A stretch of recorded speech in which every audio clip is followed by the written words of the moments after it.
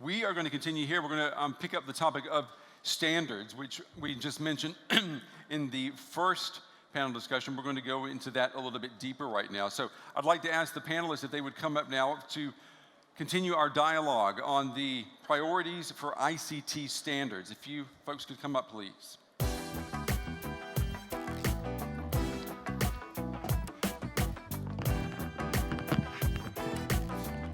Oh, there they are. I thought they were going to have you on. Hey, good morning. Good morning. Hi. Hi. Good morning. And I know you. Good morning. Let's see.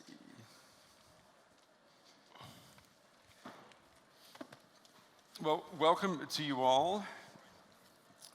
And since we decided earlier today that the space is large, but it's still intimate enough to have a fireside chat, as we're calling it, I'll ask each of you, if you could, just to introduce yourself so that the audience knows who you are. I'm going to start with the man here to my far left.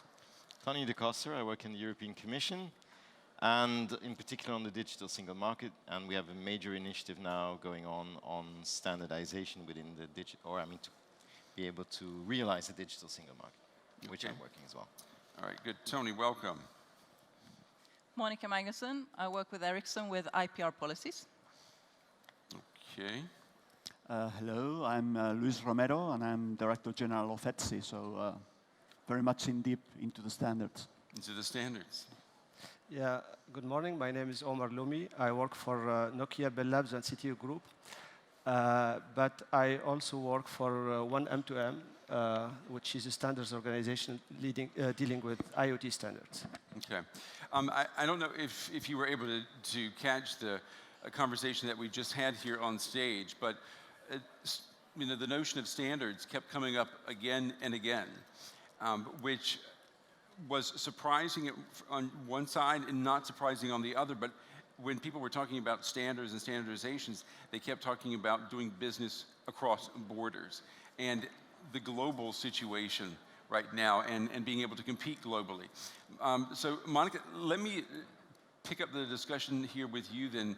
Talk to us a little bit then about the global environment and how the struggle or how striving to reach more standardization in this single market, how it fits into the global market. Well, let me start by taking you back 140 years. That's how long we have been in communications. We started we started repairing telephones, soon sold telephones in pairs. So you could buy a pair of telephones from Ericsson and put one phone in your home and one with your mother's, and you could call her. That's telephony or communication without standardization. And that's how long we've been in this game. Okay. We've gone through mobile telephony where Europe, or primarily Northern Europe, really started with a pan-European NMT system. And we went on to the GSM success story, which is a European thing. On that, we then built 3G and 4G. We're now building 5G. I think Europe is incredibly active in standardization. And even if it hasn't been entirely global all the time, it's certainly been across countries' borders from day one. But I think what we're seeing now in ICT transformation is that as a result of increased computer power and open APIs, and with broadband connections becoming mobile and the cloud, we see that being deployed and integrated across entirely new industries where it hasn't been before. And this is challenging the present or the old business models, and it's also turning upside down all the old truths, if you will, where you had to be big to be successful. You can be small and be successful today. Look at Airbnb, which is has the highest market cap higher than any hotel chain, and they don't have a single hotel room. So that's just a few thoughts on the global aspects. It's interesting too, Airbnb, I remember 5 years ago they were on the stage, and I remember a lot of people came into the room and were asking what is Airbnb, and that was just 5 years ago. And now you talk about how incredibly large the company is and how successful it's become. Omar, let me pick up with you. Let's talk a little bit about the global situation and technology, what role that plays in standardization. Well, so in this organization called 1M2M, we have 200 member companies from around the globe. One of the problems we faced with IoT is fragmentation. And in 1M2M, we said, instead of stating the obvious, let's do something about fragmentation. So ETSI, represented by Luis, ETSI in the United States and the equivalent in China, Japan, Korea decided to get together and try to create a global standard for IoT. So we have members from the device, the cloud, the network, the system integrators. And so we have one member in our organization called Qualcomm. They started their business 30 years ago. Their original business is M2M and IoT. They started 30 years ago. So they have a solution called Omnitrax. Now, the pace of IoT is accelerating because now we have the device cost, the software cost will allow for profitable business cases and profitable large-scale deployments. And if you think about this, IoT will have a big impact on everything. Take, for instance, 5G. In 2G, 3G, and 4G, all has been designed for voice and data communications. With 5G, we will build the solution from the ground up to scale for massive IoT. Same thing for when we speak about IoT, we speak about consumer IoT, we speak about enterprise IoT, we speak about industrial IoT, and this is related to Industry 4.0. And same thing for big data. If you want to run big data, you need the sources for big data, and massive IoT will be the source for big data. And all this means that now the economy and the business case are right for large-scale deployments of IoT. Okay. Let's talk about the challenges then. With knowing all of that, we know that there is the attempt to set these standards. What are the challenges, not only worldwide, but in the EU? And Luis, maybe you could talk a little bit about that. Well, I could spend the whole panel actually talking about that. Yeah. Because there are a few challenges. I'll go and focus on three, basically. Okay. I'll start by saying that market waits for no one, so time is one of the challenges. Okay. We need to be quick. And when I say market waits for no one, means that sometimes industry gets nervous and then try and start do something quick, try and go on their own, build some little foray consortia to try and speed up standardization, because of course, without the standards, things don't scale. But at the end of the day, it has to be driven back. So it's not so sure that this is the way of creating standards. You, at the end of the day, need to work with all, need to build your network. And this comes to our second challenge and comes back again to time. Because something that the standards cannot give up on is consensus. Consensus is key for the standards work, and that's what takes the most of the time. Now, there's something we can do and something we are doing around processes. So how is it that we can be better in the processes before, so to get and make the networking before the standards process itself, and then when the standard is built, how is it that we can drive it into the market, because that's very important. And it comes to the third challenge, which is we are talking about ICT. ETSI is about ICT. But we see that ICT now is more and more pervasive, so it's more and more in every other sector. Yeah. So the point is, well, ICT guys don't know so well about what's going on and what are the requirements, the business requirements of other sectors. Standards are about businesses. So we understand that the other sectors need ICT to work, so how is it that we work at standard basis together, the different sectors? And it's difficult because it's different cultures, different methods, different speeds. How is it that we bring all the sectors to work together? And that's the third challenge. How do you do that?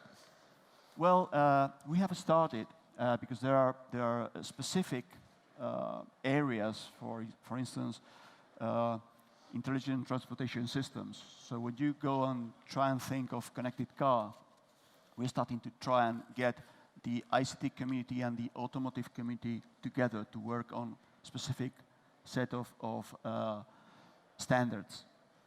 And it takes time, but it starts working.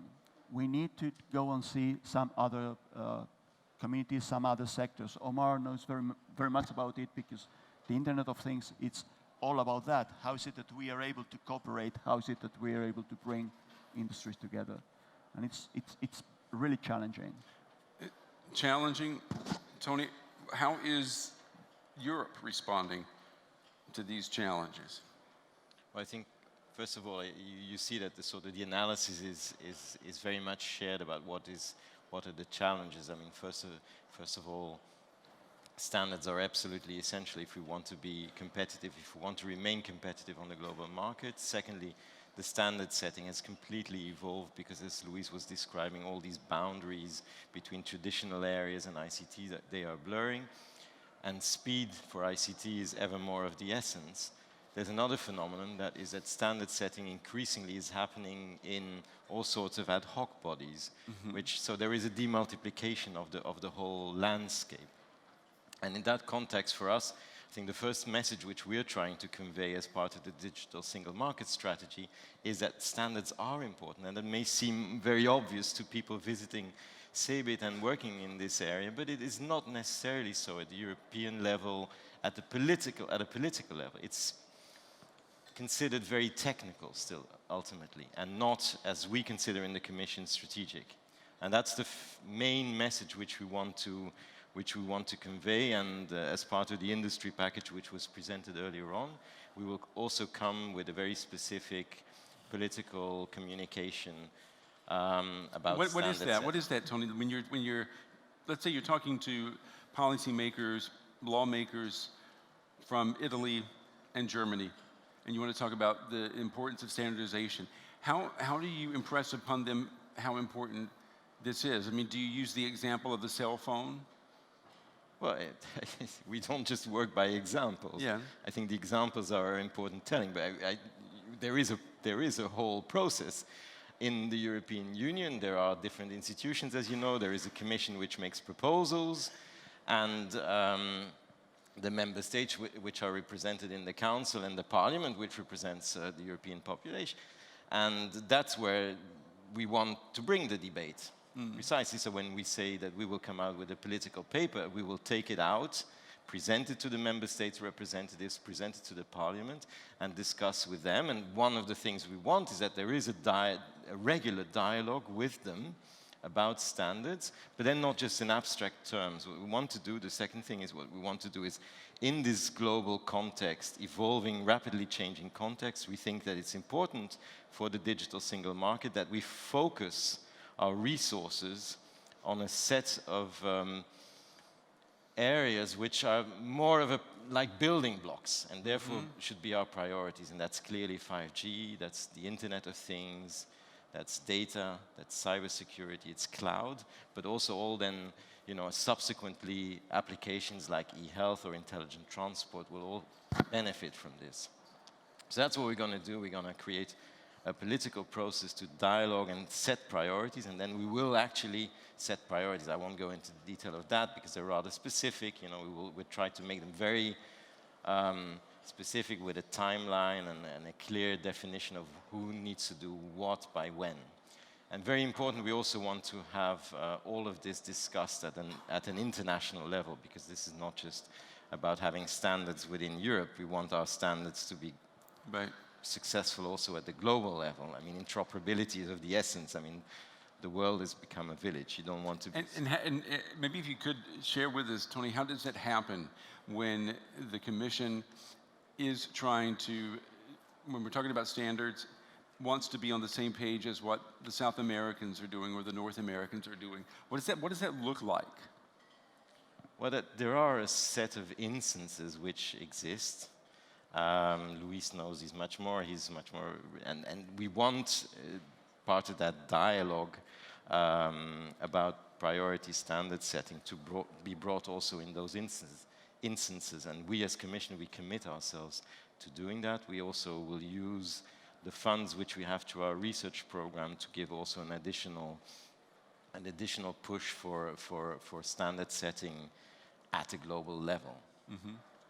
Let's talk a little bit too about where this is moving forward, and maybe, for example, the technological areas where maybe the standardization is most needed.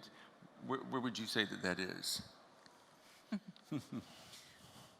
It's probably needed in a number of areas, but it seems to me like the communications platforms like 5G is definitely a very important area. And I would like to echo what Luis said about consensus. And also, I would like to reflect on the term standard setting. I think it's slightly misleading. I think setting standards is only the beginning in mobile telephony, because that's when we agree what the latency must be or the other forms of capacity that the network and the devices must fulfill to comply with the standard. And all of that developed by consensus based on technical merit, and technical merit alone is incredibly important. And I want to stress that because that is how GSM was built, that's how 3G, 4G was built, and how 5G will be developed. And I think that's how you get a commercially competitive standard, by making sure you have the best technology. And you do that by discussing it thoroughly, comparing simulation results, and making sure you get the best technical solutions for every conceivable little problem that needs to be solved. Yes, that takes time, because it is not only standard setting, it is standards development, it's technological development and R&D, big scale. It's probably the hugest R&D collaboration the world has ever seen. And it's all based on the way we did GSM here in Europe. I want us to be proud of that, the way we, even though we're 28 member states and we may have our different legislations and our different rules and what have you, and try to stick to them, we do have a tradition of agreeing. And I think that is going to be an incredibly important parameter in taking all of this global, and we can do it. I mean, it is interesting you say that. I mean, do you think that it's quite a feat to get all the members to be on the same page? That's something we don't see anywhere else in the world. Exactly. And we can probably learn a lot from that, yeah. I think. And do you think, though, that ability, that Europe capitalizes on that ability as much as it could? I'm sure we can do more, but I do think we do quite a lot in ETSI, in 3GPP, and I think we can bring it further. And I think that one more thing I'd say about consensus is that when you have consensus, you have balance of interests between the stakeholders. And that's also going to be a very important factor here, that we keep incentivizing people to innovate and create technology that then can be integrated in completely new industries and made to work there and bring those industries forward. Obviously, you then need to balance the interests of the creators of that platform, if you will, with the interests of those new industries into which it is being integrated. For that, consensus is also key. Louis, did you want to say something too about this notion of? I think a lot of people really do need to maybe give it a little bit more thought. This idea of consensus building and being able to bring so many people on board. Well, it's not so much about the consensus building, because consensus building happens in the development. You don't come with a consensus built. You have to build it. So it needs a lot. But the more people you are able to gather around the table, the earlier you can gather these people around the table, the better you will be able to build this consensus. So it's very difficult to build consensus if a number of people are working and just at the end of the process, more people come up and try to disrupt what has been built. So, for instance, having this political now drive and having this digital single market saying standards are important is key. It's in a strategic view. People are now looking at standards. If you thought 10, 15 years ago, it was certainly difficult to see some people saying, yeah, we need to put resources and standards. And if you look now at how resources are coming to standardization, and again, it's a voluntary effort by all the stakeholders. If you see how difficult it is to gather resources around standardization because it's a long-term effort, then it's difficult for companies to see, well, when I have to cut, where shall I get my money out? And standards, sometimes we're seen as, well, this is not giving us money for tomorrow, so we'd rather cut on this one. Now, when there's a political move, and there's a strategy, and there's a side, now I hear more and more and more often, hey guys, standards are important, we knew it, but we know that we need to invest today to have the return on our investment in some years' time. It's paid off for Europe a lot. We have examples, Tonnie was talking about global. We have examples that tell us that all across the world, governments are putting a lot of effort into standards. We see it in China, we see it in India. But you see, you think there's more awareness, though, now? It's way more awareness, it's increasing awareness, and I think that's very important for us, for our political masters all across, but also for the industries, that they will look at what's being said. What's your take on this, Omar? Well, I want to speak for 1 minute maybe about the Alliance for the Internet of Things Innovation, IoT. It's a European Commission initiative. Its mission is, one of its missions is to promote large-scale deployments of IoT. So as opposed to other standards organizations, this organization doesn't develop standards. On the other hand, in 1 year of existence, what we have been able to do is to influence the standards in the right direction, which means we are reaching out with some of our conclusion to all major standards organizations, including ETSI, in order to promote areas where we need to converge. For instance, we are speaking about moving away from technical interoperability to semantic interoperability, which is key for every single large-scale deployment of IoT. And semantic interoperability is about understanding the meaning of the data, as opposed to just exchanging the data. So we will make something very useful out of it.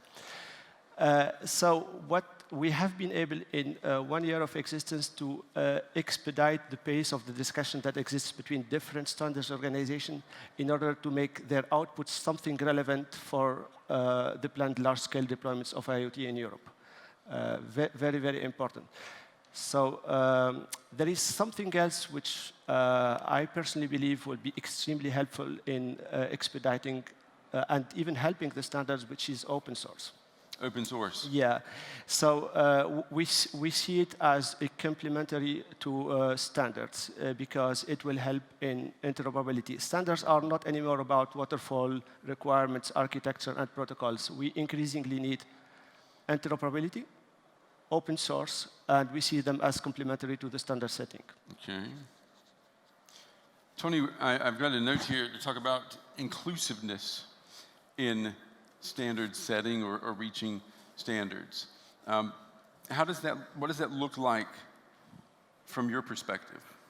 Well, it goes back to the point I was explaining earlier on that ICT is no longer a closed world. I mean, if it has ever been, but I mean, increasingly you have all the other more traditional sectors which are affected by the digital phenomenon. That's what we're discussing, I think, in all these buildings here. Right. That's what it's all about. That's where the markets are for the future.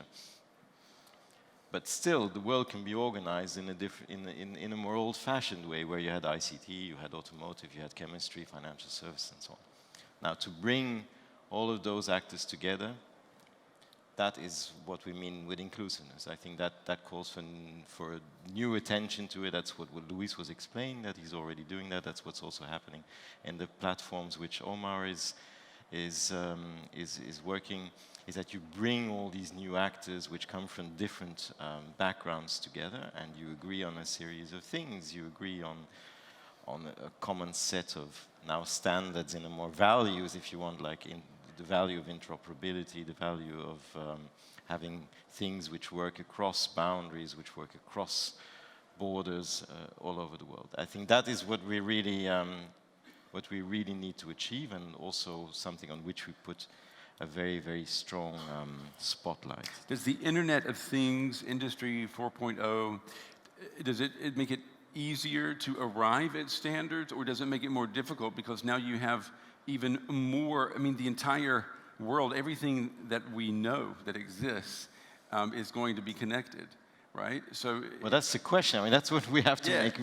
make happen. That's what we're talking about, to make it connect, to make these things talk to each other in an intelligible way. For that, I think everybody here agrees we need standards. And is, But that's what all the work is still about. yeah. Is it making it easier? I mean, I'll ask all of you this.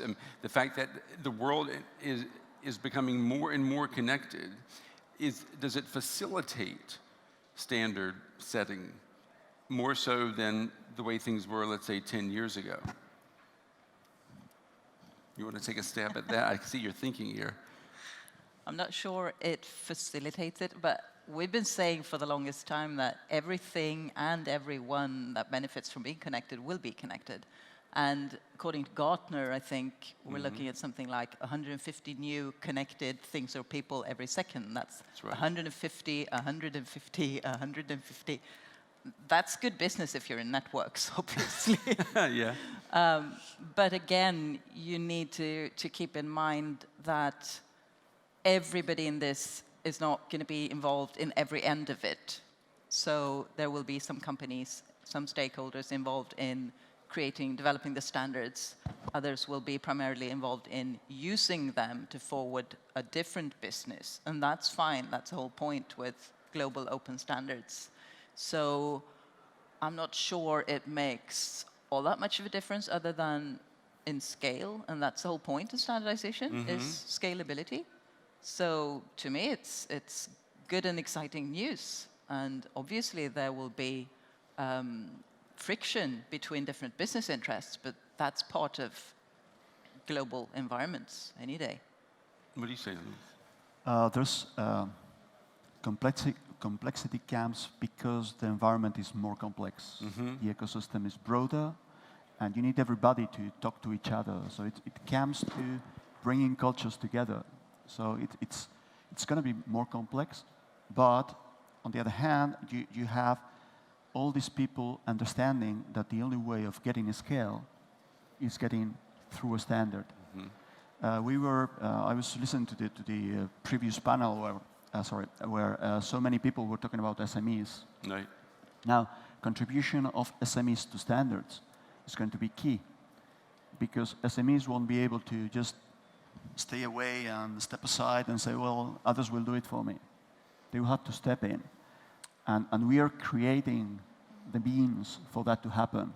And because standards will exist, these SMEs will be able to leverage on those standards and grow and get to a bigger market that will scale. So yes, indeed, it's, as you say, it's because we are more actors and everybody has to play its role, so that the play is a little bit more complex. Yeah. But you need the script. And the script is going to come, and at the end of the day, the play is going to be much better for everyone. Did you want to? Yeah, so this subject of being inclusive is difficult subject. For instance, it's about the SMEs, of course. It may be difficult for them, but it's also about the end users. Today, if you are building a smart city, it's extremely important that you take the opinion and the input of the end user. So every smart city deployment has to be participatory by its very nature. Now, I was also listening to the previous session, and those H2020 programs, for instance, I think all of them will have a standard dimension, which could make life easier for the SMEs to contribute to the standards. I think it's very, very positive. And as a matter of fact, we see them, and we see some research projects coming to standards organization and making presentations and trying to inject their research results into the standards. Still, this notion of user and user requirement is missing to a certain extent, and this is probably something where we should do something about it. And what should be done? What would be your first suggestion? It's probably someone like Luis. Who, I didn't think about the solution. I tell you the problem statement, Yeah, okay. Someone will take care of it. Yeah. but I don't have the solution yet. Okay, so all right. What about, are there any, before we wrap up, what about are there any dangers or risks that need to be considered in the process of arriving at standards and standard settings? I think the risk of, the challenge or the threat of people getting nervous because there's not an outcome coming in the next 3 weeks. Mm-hmm. So, or because getting to consensus is taking longer than people would have expected at the first time. Mm-hmm. So this will, or this might move to have a fragmented market, and that's nothing anyone would want to have. Okay. So avoiding, I mean, fragmentation could be the threat I could see. If, again, being patient doesn't mean moving fast, but being patient means that sometimes you don't have to just jump on the water and try and do no matter what. You need to wait a little bit and see whether it's acid instead of water, so you'd better not jump inside. Okay, that's a good point. So a risk I see is that we keep thinking we're living in a manufacturing economy where everybody who contributes has to be manufacturing products and selling them.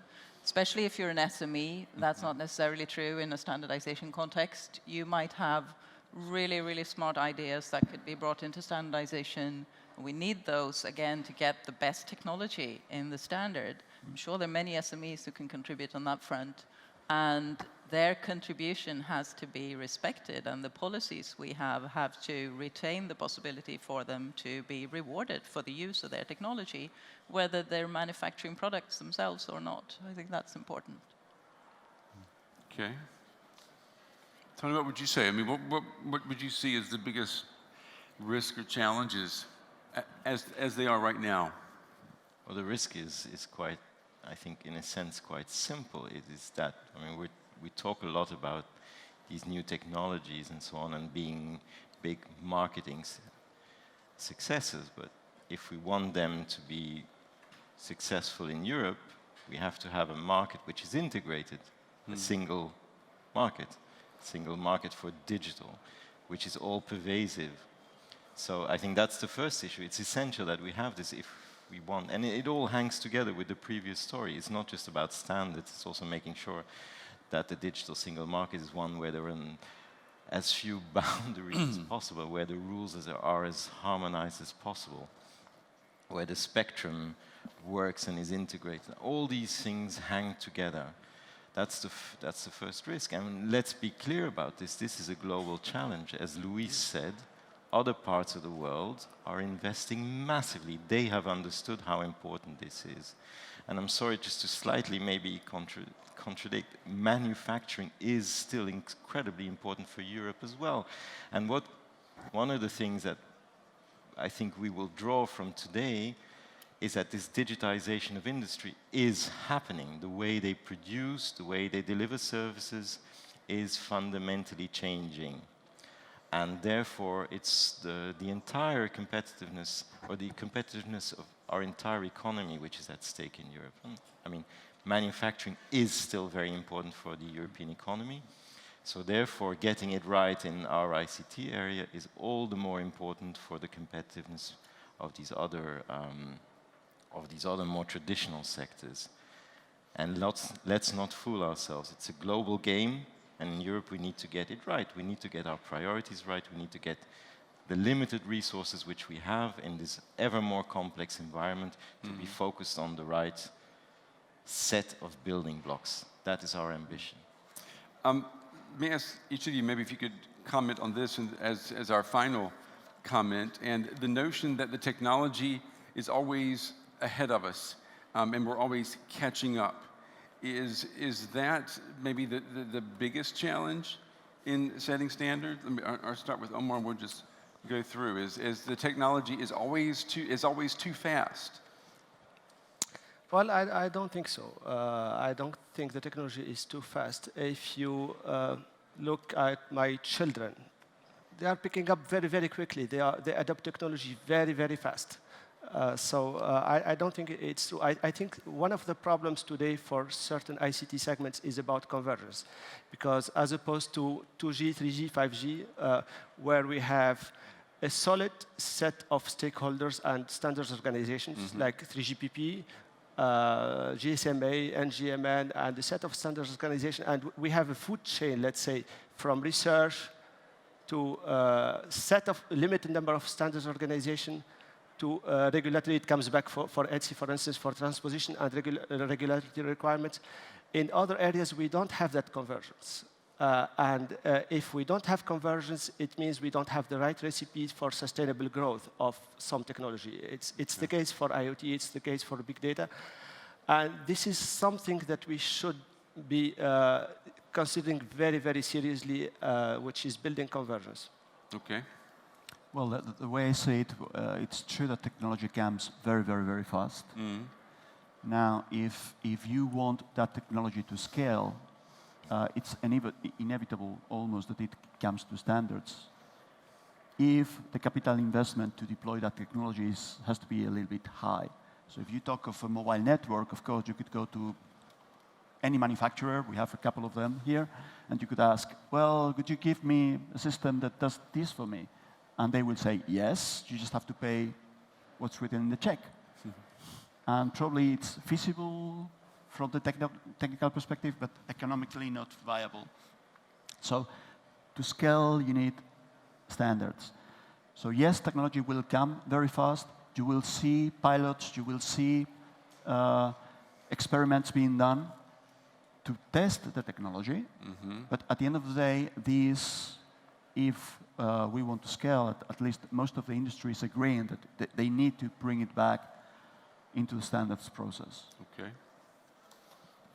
So is technology moving too fast? I don't think so. I'm an engineer. And the official response from my company would be that today's level of disruption may be unprecedented, but things will never move so slowly again. That's the way we see it. That's a great quote too, yeah. It's true, right? Things are always getting faster. They've always been this way, and they will be. That has to make it your job very frustrating, Tonnie. Well, that is clearly one of the very big challenges. I mean, first of all, I mean, we contribute to increasing the pace of technological change. I mean, we do put a lot of money into developing the technologies of tomorrow for societal benefits, for economic benefits, for European industrial leadership. But it's a real challenge indeed, because in the internet age, everything goes very, very fast, and I absolutely agree it will always go faster. But our political processes in the European Union are not evolving at the same pace of the internet age, and I think that's where sometimes some tensions can occur, and that's why precisely in the digital single market strategy we are putting forward such an ambitious package of measures, legislative measures, which then rapidly need to get adopted, and that we hope that the Parliament, that the Council, so the Member States will pick it up and recognize that in the European Union we need to also, at a political level, all of us, all institutions need to be able to move as fast as notably the technological change.